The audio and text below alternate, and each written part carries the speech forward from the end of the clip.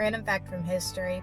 The ancient Egyptians had a very early form of pregnancy testing that not only was believed to predict pregnancy, but to also predict the potential gender of the baby. The way the test itself worked would be the potential mother would urinate on wheat and barley seeds, and if they sprouted within 7 days, then it indicated pregnancy.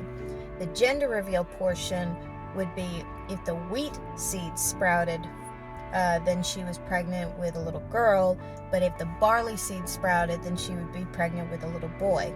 While the method for testing for pregnancy this way is actually 70 to 85% accurate, the gender reveal portion of it is not. It could not accurately predict the expected gender of these children. Random fact from history. Marie Antoinette was actually a victim of a con. The queen was shown a very beautiful but very expensive diamond necklace, and the price on it was too steep, so she refused to buy it. But she was not the target for this con. The real target was Cardinal Rohan, who at the time was desperate to be in the queen's good graces. The swindlers told him that the queen herself wanted to meet him late one night in an area, and he believed it. So he went out there, but who he met with was not the queen. It was a prostitute disguised as the queen, essentially telling him, "If you buy me this necklace, you shall be in my good graces."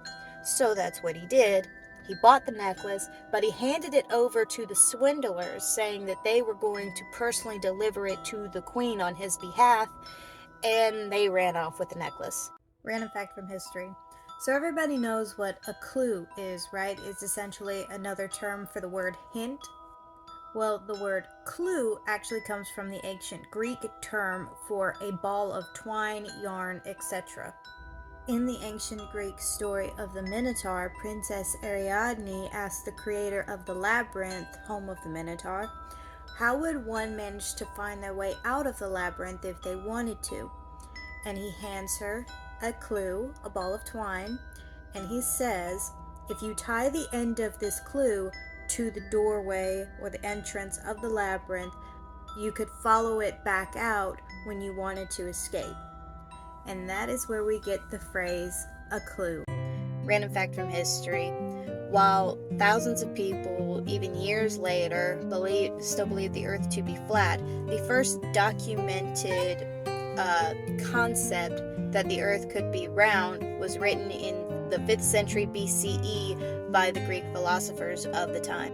But it wasn't until the 3rd century BCE when mathematician Eratosthenes actually measured the circumference of the earth and more or less confirmed that, yeah, it's a ball. We're on a giant ball. And he is remembered as the Greek who discovered the world was round. Random fact from history. Mother's Day as an American holiday was started by Anna Reeves Jarvis after her mother passed away in 1905. She got the idea to do this to honor both her mother as well as all the mothers of the world, and in 1914 is when the law was officially passed by Woodrow Wilson in 1914, which officially recognized it as a national holiday. However, Jarvis would eventually grow to regret creating this holiday because it became such a multi-million-dollar commercial holiday, and that's not what she wanted to remember her mother by. Random fact from history. One of Vincent van Gogh's most famous pieces, The Starry Night, was actually painted by him during a bout of depression. Vincent was staying inside an asylum during this time to help cope with this depression, and the painting itself is the view from the room he was staying in. And now today, while millions of people around the world love and adore this piece, Vincent saw it as nothing more than a failure. Random fact from history.